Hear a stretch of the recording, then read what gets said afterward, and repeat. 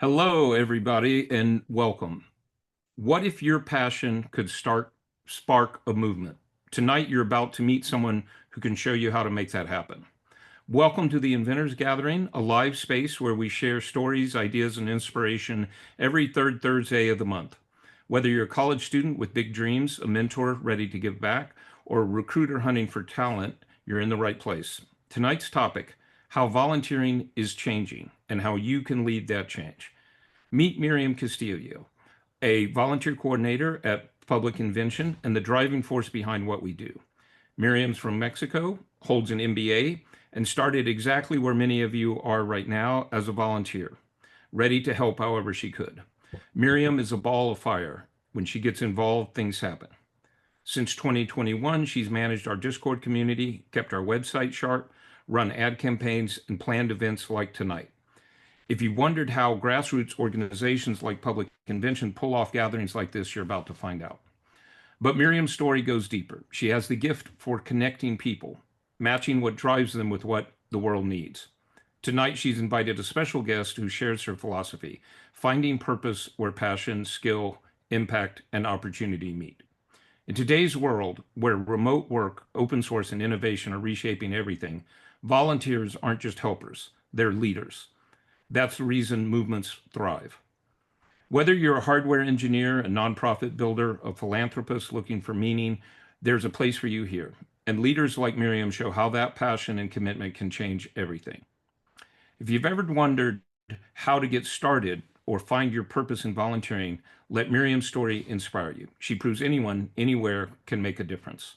If this resonates, hit like, share this with someone ready to get involved, and subscribe for more stories that unlock potential. Drop a comment. How do you want to contribute? Thank you for joining the October Inventors Gathering, which happens every month. Take it away, Mimi. Thank you, Robert. That was a lovely introduction. Welcome, everyone. Good evening.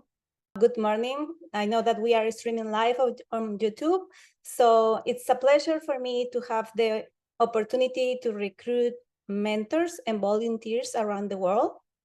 I'm the volunteer coordinator, as Robert well said in the introduction, and I'm lucky to have this opportunity to build a PIHE community, which stands for Public Invention, Humanitarian Engineering Community, and connect passionate college students with open source hardware projects that make a real difference by tackling real challenges. In the last 3 years that I've been collaborating with Public Invention as a volunteer, the first, I will say, 2 years, one of the things that I found out, it was the first question that Robert and Megan, in this case, or outreach coordinator, made to me was, what will be the things that you will do to help us to recruit mentors and volunteers? And I thought that I knew what I was doing. And I say, I think I'm going to just have a job description, something of that nature. Right now, I know that I didn't know anything about it. So that's why with 18 years of experience, after collaborating with sectors in manufacturing, supply chain, R&D, and consulting, I found out that the recruitment is a challenging process. It has a lot of struggles for the profit sector, but especially for the nonprofit sector. That's how I came up with networking. And thanks to that, I have the opportunity to have with us tonight a co-speaker joining us. His name is King-Suk Khan. He has an electrical engineer background. He's the founder of IKIGAI, and he is also a strategic contributor at big tech companies such as IBM and Amazon, providing a deeper knowledge in AI and machine learning. King-Suk, take it away. Thank you, Miriam, for that introduction. Hello, everyone. My name is King-Suk. I am the founder of IKIGAI. As she mentioned, I do have a background in electrical engineering, which has not really resulted in any work that I do now, but that's kind of how these things go, especially when you're in college. You don't really know why you're doing what you're doing at all times. And I think that's okay. That's kind of part of that journey. My background sits at the intersection of technology and the human side of teams. So I've led AI engineering and cloud engineering and strategy work at places like IBM and currently at Google. And now I've been focusing more on how we can use narrative data. This is related to the new advent of language models, which is something I personally, professionally actually work on, and how we can use that to make AI more human literate. I've also led projects with teams from all over the world, and I've gotten incredible insight into what makes effective teams and the pursuit of what finding your life's purpose is. For me, for example, it would not be working at a big corporate giant.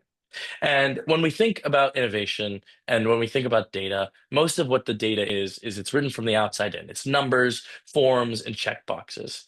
And what public invention has done is a bit of the opposite. It's progress from the inside out. And it's driven by finding out what people want to do, what drives their purpose, and then moving and building with that in mind. And Ikigai is created from the same the realization, which is why we created what we call a narrative engine. And it's a system that learns how people speak, explain, reason, and this is all in efforts and hopes to replace what's currently happening with resumes and the job market and everything in between. The idea is we want to understand people's intent and we want to understand what people enjoy. With the work that we're trying to do with public invention, we're trying to bring this into an open source collaborative environment. We want to capture volunteer and mentor stories and turn them into structured insight that allows us to more effectively have the people who need to be meeting meet. So over the next hour, we're going to walk you through a bit of how that works, a bit of the demo as a proof, and see what we can do with it from there. Miriam, take it away. Thank you, King Shu. Well, the purpose of this meeting is present the concept of Ikigai. And that has been a Japanese philosophy from me since I remember I used to have like probably 30 years. I was working for an R&D startup company. I was running the whole materials operation supply chain.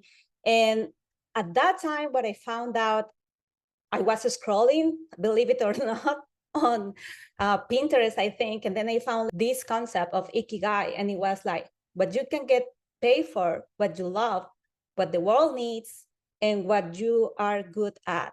And that totally resonates with me. It was my purpose. It was my driving. I never felt that anything that I was doing for the company. I mean, if you've been in manufacturing operations, I mean, that sector is a jungle, right? There's always priorities. There's always organization, something that you need to make like last minute decision. And I felt I was fulfilling like the whole aspects of it. Later on, I also find out that I was recruiting my team, elaborating job descriptions for buyers, planners, for people that needs to run a warehouse, inventory management, inventory control, quality and inspection quality.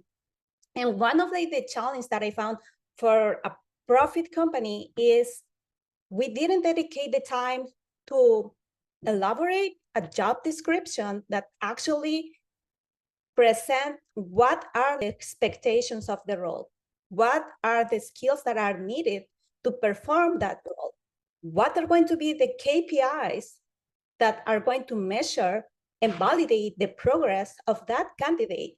Because if you think this as a manager, a top level position that make decisions, what you want to have is trust in the team that you have.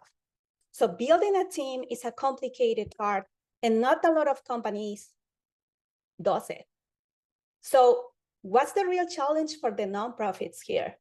First of all, the nonprofits run through people that want to commit their knowledge, their time, and there is an extra huge factor, budget. So everything that we do at nonprofit organizations has to do with a limited budget. And if we don't have that budget and we don't have that knowledge, the wheel can turn to be like more complicated. So I wanted to give back. That was the way I wanted to collaborate with the community. And the way to do it for me was training and transfer knowledge is a great way to do it. And that's how all of a sudden, I found the reasoning for me that I never thought the word about like mentoring, right? I only wanted like to transfer knowledge. That's everything that I do. So back then, when I was in Mexico, I find an opportunity for a nonprofit organization back then to help a group of students in high school to help to set a business plan following the principles for the Health United Organizations that has to do with sustainability, poverty, health. And I totally love it. And since then, volunteering started to be part of my personal life. And that helped me. I realized that it helps me to build community. It helps me by transfer knowledge. I also was learning with the people that I was collaborating.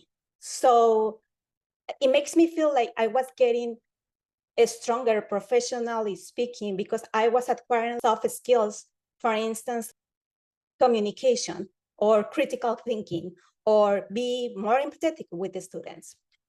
I guess we have like some polls, and I would like to hear from the audience. What will be the challenge that you find in your organization or previous organization that you have been collaborated? Or if you are running a nonprofit, what are like the challenges? Which are the tools that you use? What's the biggest hurdle that you have? So we can get this conversation like simple. I guess when I start with my introduction, long story short, Robert and Megan recruit me. I was not expecting a panel interview. I was nervous because English was not my native language. So even though that I was able to communicate for topics related to supply chain and manufacturing, I was not so secure if I have like the whole background about recruitment. But the only thing that I knew that I have it is the passion for make something good. And then what I did is search on Google, as normally most of the people do it. And then I found where I can volunteer near me or remote volunteer opportunities. And then I came with Volunteer Match and connect me with Public Invention. What Public Invention was doing back then, it was something that at that time was resonating with me because pandemic was happening. It was a lot of news running, communication about like shortages of ventilators, people that could not have access to vaccines or hospitals, that they were overloaded with the capacity. And I really feel that I wanted to do something about it, but I didn't have any background in engineering or biomedical. I don't know, I'm not a doctor. My degree has a business management MBA. So I read the mission of Public Invention. I went to the website, I take a look to the vision of Public Invention, the logo, invent from the public to the public. It was related to hardware.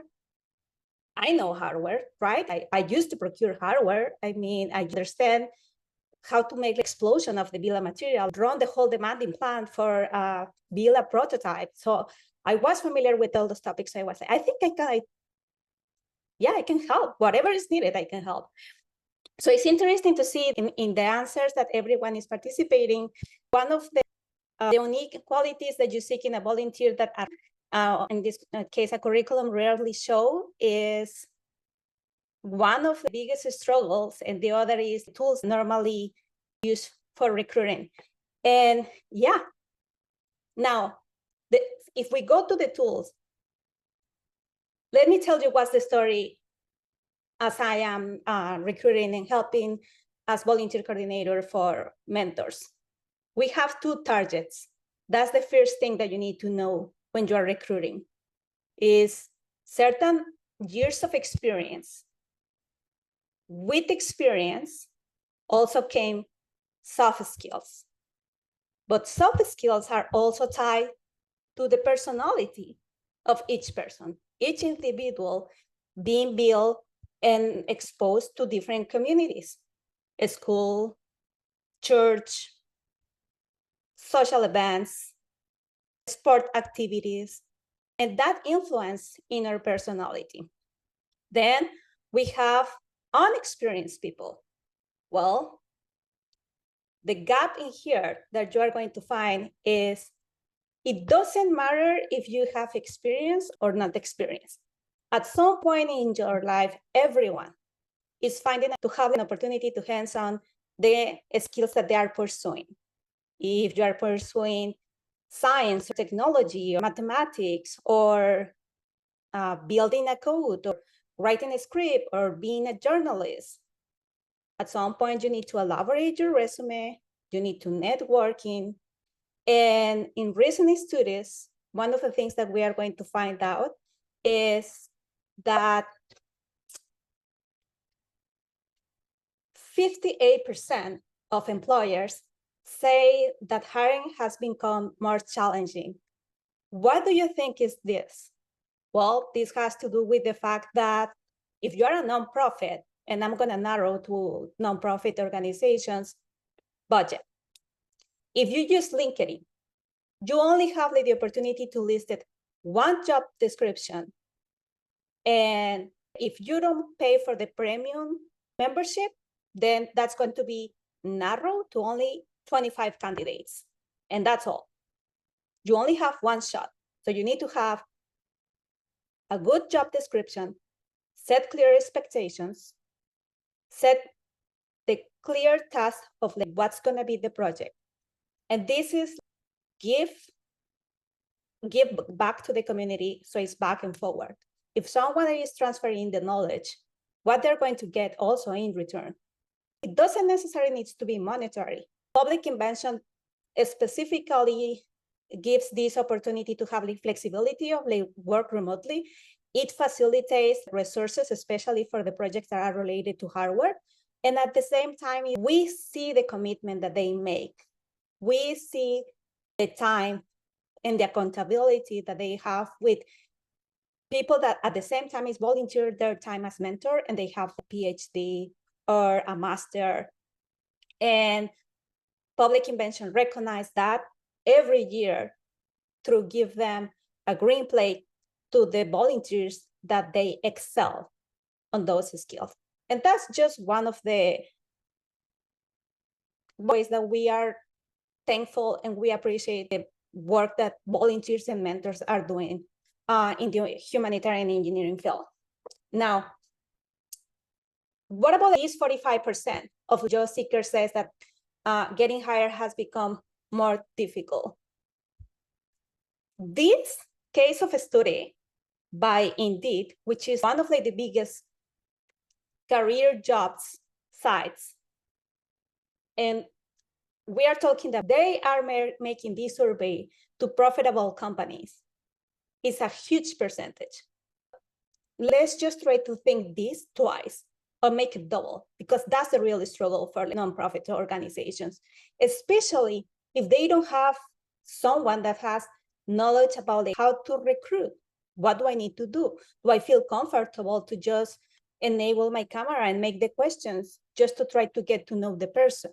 Break the ice, see through these filters that no AI or any application tracking system is gonna show. That's the value that the nonprofits does. We make the time to interview and actually read through the person, and not only to maybe a trick that they might be made by using the AI and helping to craft this resume just to match keywords that are based on this job description. Now, all these numbers are complicated, not only for recruitment, especially for tech industries, because those are the more high-skilled professionals. I wanted to invite you, if you have comments, suggestions, we have a live poll We have live comments. We want to get this conversation to get going, so feel free to do so. When we are in college, as Kinshu mentioned, we don't have experience, but we want to have that opportunity. Someone to give us the opportunity to learn by making the things, by rolling our sleeves, by putting practice, by listening. There are so many ways to learn. This is the challenge for college students. 30% of the graduate, they are unemployed since late 2022. We are speaking about almost 3 years. Nonprofits, which actually are pursuing your passion, your reason, your purpose, your IKIGAI, those are the platform. Those are safest places where you can excel and fulfill what is your skills, your interests, your potential, life experience. In which sense? Building community. I mean, I've been fortunate enough to have volunteers located in Lebanon, Argentina, Guadalajara, in Africa, people reaching out from Canada. That's amazing. So if we have like the opportunity to sponsor running an event and make them come and get together, that right there is paid off. And then on the other side, for like the employers, the most important thing to establish is what are going to be their goals, what's going to be the dynamics, the limitations that the person may have, the strengths, weaknesses, where do we compensate, and metrics at the end, like measure like what are like the current tasks. So with that, I'm gonna head over to Kingshu. Thank you, Miriam. Okay, and I'll use this opportunity to also share a few of the demo screens and stuff like that. Just wanted to make sure, Miriam, are you able to see it? Yeah, I'm able to see. Wonderful. So what I really want to do is I don't want to overly spend time into all of the metrics or the details. I just want to talk about what methodology has been missing to address kind of all of the points that Miriam has made so far. Because the problem, especially with the advent of AI, which is partially my fault, so I apologize for that, is that everyone now on paper is incredibly qualified. And it's good that we can get closer to, I think, higher quality work. It is bad that we can masquerade low quality of work as high quality. So how do you fix something like that? And that is a really tough question because the way we've done things for actually hundreds of years, apparently the first resume ever created was by Leonardo da Vinci. And so what that means is we've been using antiquated systems for as long as we can remember, and we've stuck by them. So things like this result in some fairly incredible stats that do not sound real in terms of hiring, because I think hiring and volunteering and occupation kind of all fall into the same category, is a $1 trillion US dollars only in the United States, which does not sound like a real number. But this is due to mishires, firings, and unoccupied seats in different companies. And these happen for a litany of different reasons. Sometimes someone realizes that they don't fit with the company. They actually were not supposed to have gone into that company. They don't feel well with the team. It can be any number of things that result in this happening. And what that will do is that extends hiring process times. It extends the amount of time before they can actually fill the seat with someone who is able to do the job. And this is caused by the things that we had mentioned earlier, which is when you use something like a resume, which takes away all of your context, right? Because as a college student, your context is everything because your experience is still wanting. So how do you fix something like that? And then you end up with cultural mismatches, misalignments, etc. And just because someone is qualified does not mean they're going to be selected. And that is a new plague in the environment of just the sheer amount of candidates that are applying for any role now. What was once maybe 10 to 15 people applying per role has now become hundreds, 800, I think I've seen on average for any medium to large size company. These are absolutely incredible stats and terrible numbers, which means something is wrong and no one has managed to fix it. About 88% of qualified candidates get filtered out by ATS. This has happened to me personally as well. But then on top of that, 1 in 3 candidates admit to lying on their resumes. And I'm sure that number is only changed and increased with time. And then also an astounding number is 80% of workers have felt forced to lie and cheat during interviews. And that is because the field and the nature of this process is inherently performative. It requires you to act in the way that you think it should be received, not in the way that you want to be. And that disparity is what causes, I think, a significant amount of the problems. So what's happening here? A generation that is now moving into the market, which is Gen Z and millennials, they're starting to take over the majority of jobs. They demand meaning, and employers demand retention, as we've seen for volunteer coordinators. What do you need? What is the number one problem? And it's that lack of commitment. And why is it that lack of commitment? Where is that coming from? How do you solve for something like that? And it's simple. If you are working on something that you are passionate about, it is unlikely that you will abandon it.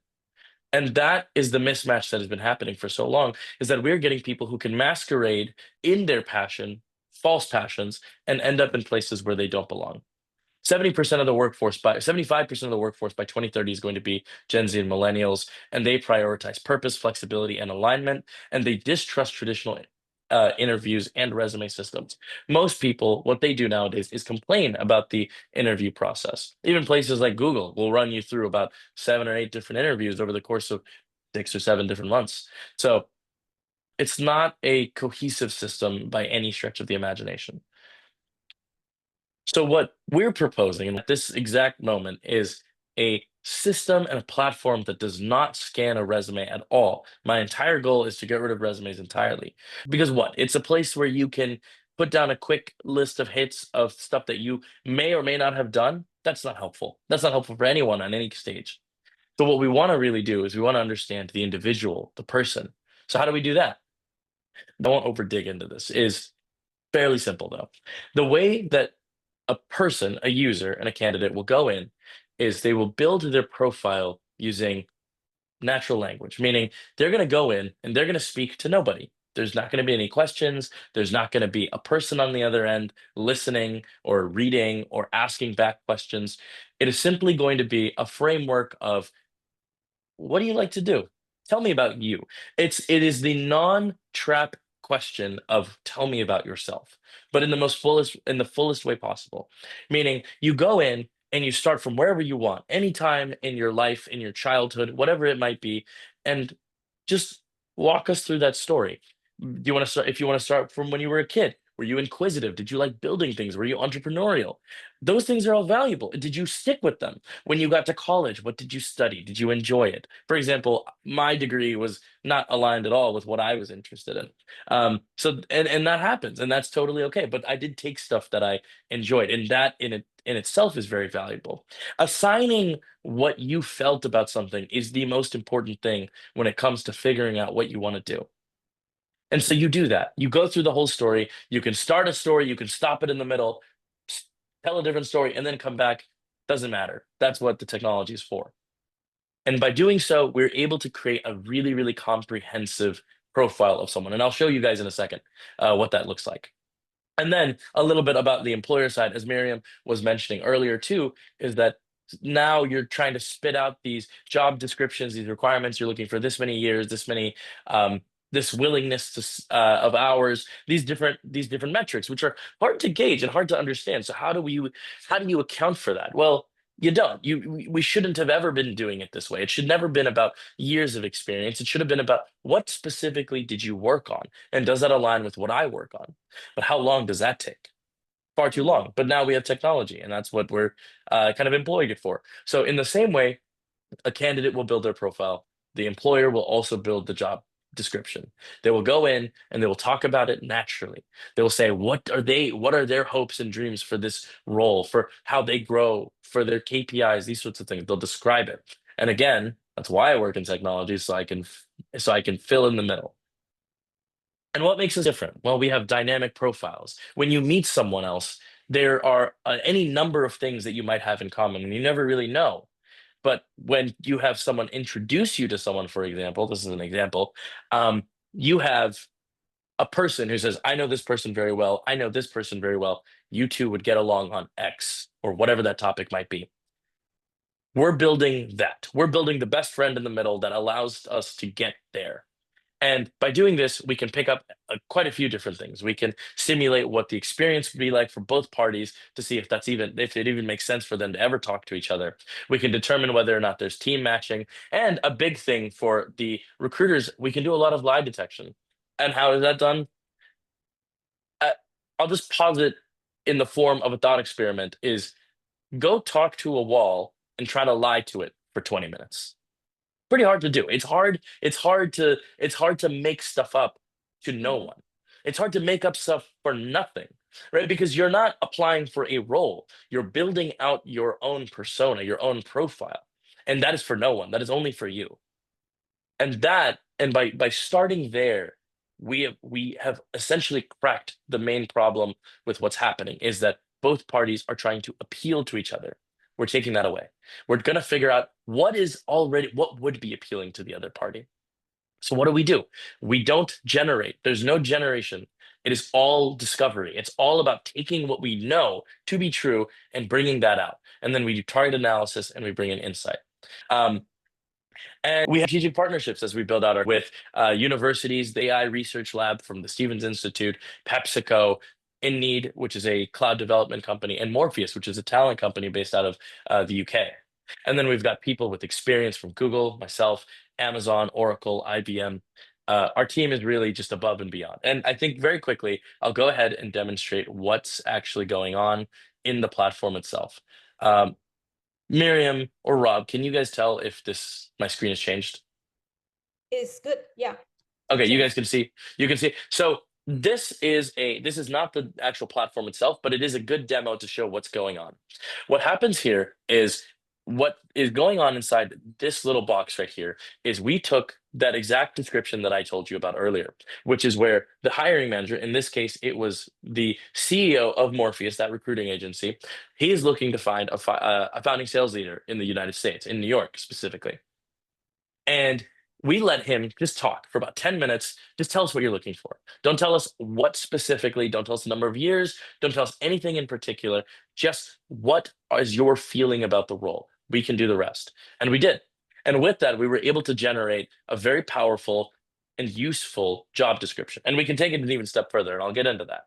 But what we're able to do is figure out what is he specifically looking for, and how does that play into the people that are going to be applying for this role. So what I've taken here is I've taken a list of people that are either in my company or have built profiles within the company, and use them to compare against who would be a good fit. And now, mind you, I know everyone on this list incredibly well, including the CEO of this company. And the way this is all done, of course, is we take the user profile of the team. So in this case, the CEO, his name is Ivor. So we would take him, and then we would take the candidates, which are all of these people, and then we would put them in and we would run a cross comparison, and all of their profiles are built exactly the way I described. They all talked. I said, you can talk for 10 minutes, you can talk for 2 hours. You think that most people will talk for maybe 10, 15 minutes. On average, what we've received is about an average of 40 minutes to about an hour and a half. People just ramble, because when you let them speak about themselves, they really get into it. And that's the point. No one is judging this. No one is using this against you. It is entirely for the purpose of being understood. So now, what can we do with them? Well, a lot, right? A lot more than we can do with resumes even. For example, D is a person who's worked in hiring and recruiting for a number of years, and she's also worked at executive levels for quite a long time as well. She is, in my opinion, probably the perfect person for this role, because I also know the role that he's looking to hire. But what can we get from it? Well, one of the things we can get just by understanding both parties so well is we can understand what they would look like if they were to talk to each other. So we have this section right here, which is a simulated interview. And in this section, we have what a question Ivor would very likely ask her. And then we have what her answer would very likely look like. And again, as someone I know very well, this is quite literally how she speaks. Um, and I've tested this over a number of different trials, and on average, we get about 85 to 95% accuracy on these things. It's incredibly useful. It's incredibly useful to know how the first interactions will go. Beyond that, we're able to determine the level of team fit with their mindsets, with the way they think, with the way they work. Those are all extremely useful for determining whether or not someone is going to stick around, whether or not someone believes in the vision. We, of course, have sections for key strengths. And then we also have what is the most useful when it comes to recruiting is the areas to probe, which is the things that you need to be asking them because we don't inherently know. One of the things, for example, is Ivor requires someone with a hunter mentality, which is the ability to eat what they kill or kill what they, yeah, eat what they kill. And in so doing, we actually determine that there is a divergence from the two in terms of their processes. So getting to the bottom of that is incredibly useful and valuable. And I'll show a little bit of another version of the screen. This one is a slightly different version where I was testing out different modules. And one of the things we were able to pick up were what are the evidence-based requirements based on that exact same transcript I provided? So we want direct industry experience in staffing, we want understanding and awareness of tech and AI. We want scrappy, gritty. What are the absolute must-haves? They must be in the US. They definitely should probably be in New York. They need to have a background in staffing and recruiting, and so on.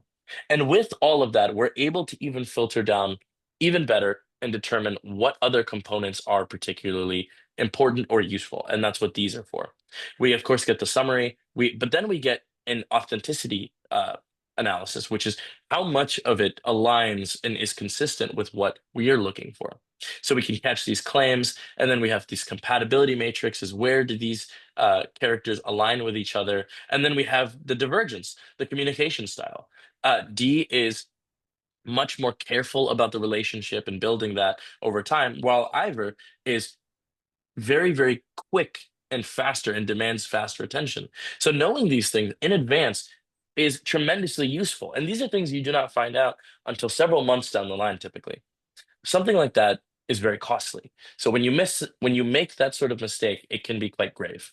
And then lastly, we have what's called a premortem, which is, again, the same things, areas to probe, what you need to be addressing before they ever meet. And then once you do, what do you ask them?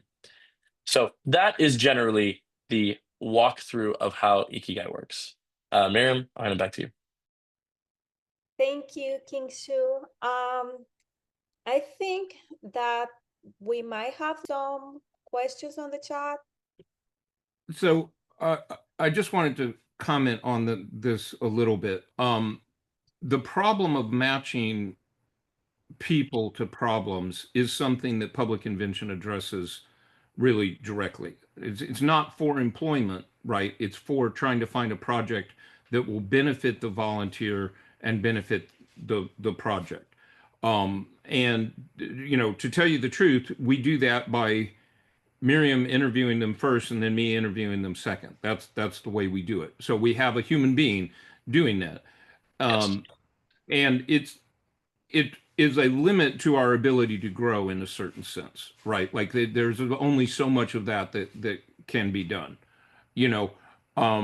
What I would love to see is for the whole world to have a system like this, where whenever someone has free time, either because they're a young person and they're not able to be employed, or they're an older person, they've made a bunch of money and they're tired of doing that and they want to take 6 months off and do something, or they're semi-retired, or as I am at the end of their career, that kind of thing. They can find a satisfying project for them to work on. And it has to be satisfying on all of these dimensions. So in principle, I think this is a really good idea. And if I could kind of wave a magic wand, I would like to give everybody. I personally am not interested in employment per se, but I would give everybody the opportunity to find really interesting volunteer projects to work on that match their skills. So thank you for sort of at least tangentially addressing that problem. Absolutely. I mean, I will say that it is directly aligned because in the sense of how it because the point of it is how people connect in the future. The initial wedge is that people need jobs. They need jobs that give them purpose, and it can be employment or um it can be volunteering. It could be any number of things. And the association of being able to understand what a person wants to do and what people are doing is quite usually blocked by just the lack of information, the inability to, at scale, as you had mentioned, be able to connect the two. And targeting that directly, like you had mentioned, wave a magic wand, but Right. the end goal is exactly that because jobs is one component, but then the next component is what about when you have a cause that you want to work on and there's someone in particular you want to speak to? How do you know they exist? How do you know where they are? How do you know what they're doing? How do you know what they need? And the answer is you just don't. We don't have that information. We don't know how to distribute that information. So, with this advent of AI, which claims it can do everything and solve every problem, how have we failed to solve one of the most human problems of all? And it's who should be connecting with who. We are a connective species and we don't act like it.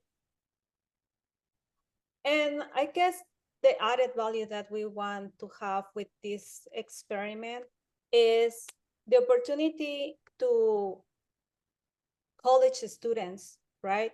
So one of like the reasons why we have like Ikigai as a co-speaker is to reveal a surprise. And that surprise is not exclusively for volunteers or ex-volunteers at Public Invention. It's also for Public Invention itself, right? One of the biggest struggles or any nonprofit organization is we need to have a paid membership in career sites so we can have like a better use of the features of screening the candidates, I will say. I particularly don't agree with the filters that the ATS of the application track system restrict because it can be biased, or at least what it has proven to me is that it is biased. It has rejected automatically candidates by making a few questions filters, which I never enable. And the reason is none of these career sites indicate that they are going to make those pre-filled questions for the candidates. So the human factor, especially here for Public Invention, is I give the opportunity to everyone.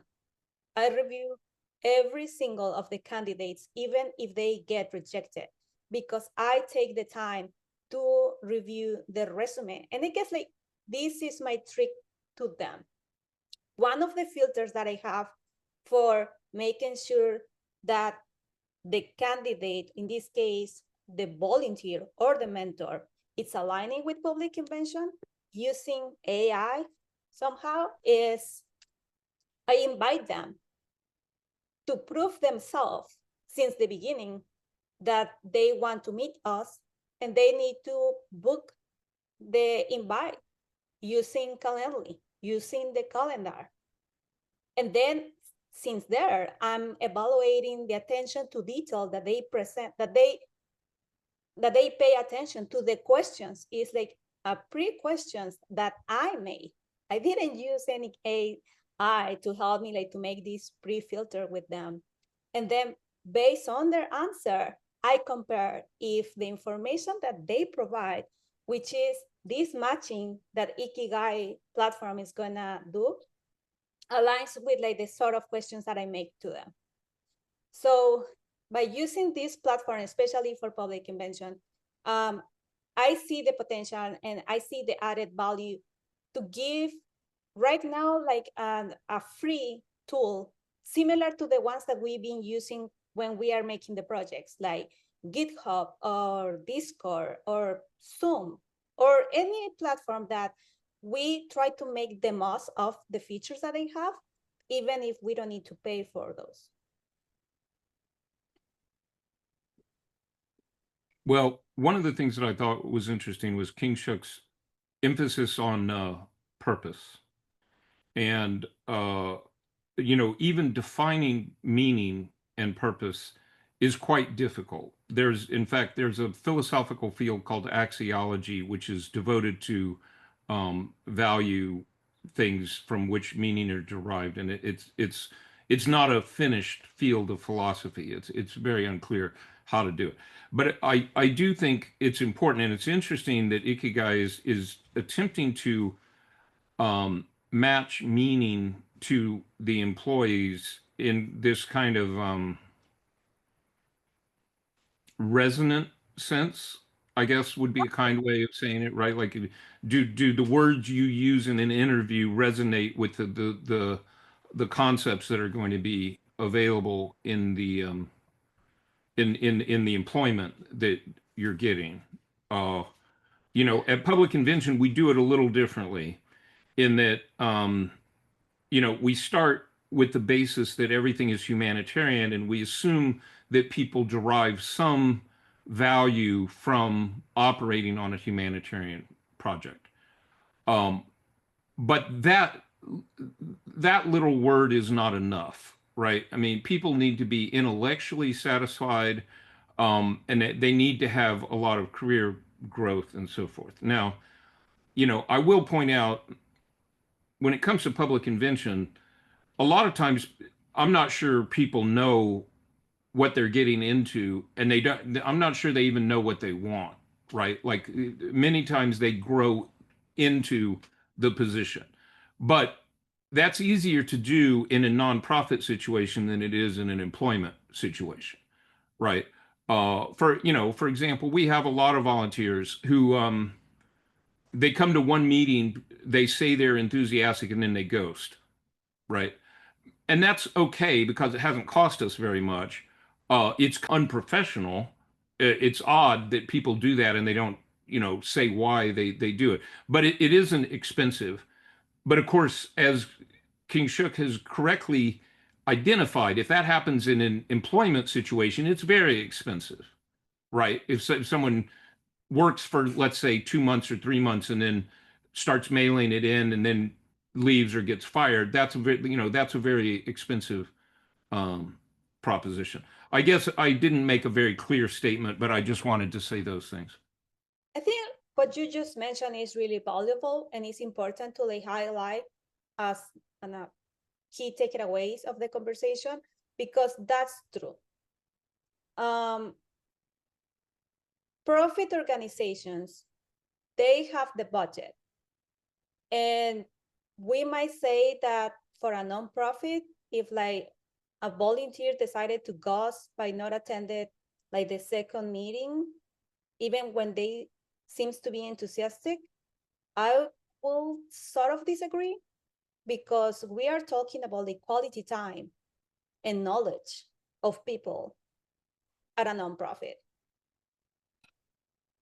And that's one of the first, I think, and the biggest struggles most of the nonprofit organizations face, especially if are related to STEM, to tech, and even more if it's narrow to humanitarian engineering concept.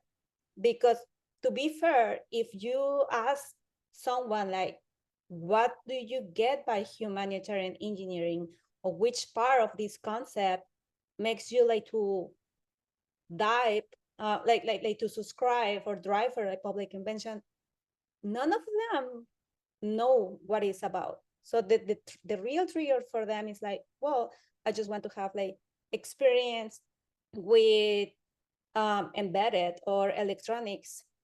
And I guess the added value for volunteers that decided to collaborate with industries is the process, even if it's a profitable organization and not a profitable organization, are exactly the same. And the methodology are exactly the same. And that lack of commitment or that lack of like professionalism to communicate the things that I cannot make it to the meeting, or I'm not longer interested, I wanted to withdraw, sorry, that will be more appreciated than someone that just like ghosted you. And I think another thing we could definitely think about is we're thinking about it in the terms of a nonprofit versus a big conglomerate, like let's say Google or Amazon or Microsoft. But far more are there small to medium-sized businesses that are not technology, that are technology, that do deal with the same problem of sourcing talent, whether that's talent of mentorship or talent of volunteering or talent of work, employment. Um, that is part of what they have to deal with. And for them, they do not have the surplus budget within within a nonprofit or within a small to medium sized business where they cannot afford to hire someone only for them to leave like a month down the line or something like that, because that has a damaging effect to them. So it does cascade, and it exists in outside of the market of these huge tech companies where the rest of the world lives, which is, you know, businesses that are local to us, that are nearby, that are in our states. They all experience these sorts of problems, and solving that for them, solving out where someone uh, should be and where they want to be, and whether that is a stepping stone or whether that is the final kind of road that they take. Getting to the bottom of that is an incredible challenge that we all individually have to figure out. And then, Rob, I think what I like that you said is that it's sort of like a resonance matching. And I think instead of using the words that they say, we're using the intent that they mean, because how someone describes something can be any number of ways. And the way resumes and these sorts of things work is through keywords. So we're always missing the point. That is the ultimate problem, is that you could say that you have this experience and this company can say they're looking for this experience, but if they're said in different ways with different words, suddenly those aren't the same thing. So it removes it removes the concept of homonyms, or like whatever the homonym would be for um what a sentence is, context, right? And so getting to the bottom of that in terms of a person's desire and a person's ability to contribute is so incredibly important in general. I mean, if you can fix this on a bigger scale, on a mass scale, then you've cracked, I think, a lot of what makes our individual lives, um, kind of plagued with problems, right? If most people don't enjoy their workplace or their jobs, well, this is something you do 30%, 40% of your life goes into this. So getting to the crux of that is super important, I think. Thank you, Kingshu. Robert, do you want to share something? No, I prefer not to say things if I don't have something intelligent to say. That's fair. All right, everyone, we have a final poll, and this is, we want to keep this conversation get going as part of Inventors Gathering at Public Invention, especially with activities that are related like to volunteers, recruitment, mentors. It's a complex topic. There are like several challenges to be faced. It's not only about how to write a resume, how to like have like mastering a presentation when you have like the interview one-on-one. So we would like to invite you like to take a look, which will be like different topics that you would like to review. And then later on, we're going to save this streaming live to rewatch, and we can share those questions so we can have this conversation get going. I just want to like give like a last call before that we wrap up. Do we have any comments on the live streaming? So far, no comments, but I'll chime in as I see them. All right. Well, if there are not further questions, I guess like Kingshu, are you going to share the QR code so people can onboard for make a test on the prototype about how to use this tool as a Yes, job? yes. I will do two things. I'll share the link to the wait list as we're building this out. We're in the final month of building this out. And so hopefully we'll be able to connect it, and it'll be something that public invention can use, college students can use, and we'll use it to sort of put together these sort of profiles and start connecting and seeing if we can crack that problem. So let me go ahead and share this QR code as well for those who are using their phone. Yeah, you can just scan this, and that should be able to take you to the same site that I had posted as well. And for anyone that wants to be part about public invention and humanitarian engineering, open source solutions, as a volunteer, as a mentor, as an ally, someone that wants to present ideas, if you want to have a conversation and present your idea and make this public to like the community, especially to like low middle communities, if it's something dedicated like to environmental health, something that people can have the access because they don't have like enough resources in their country, Robert will be more than welcome like to have a conversation with you and take a look.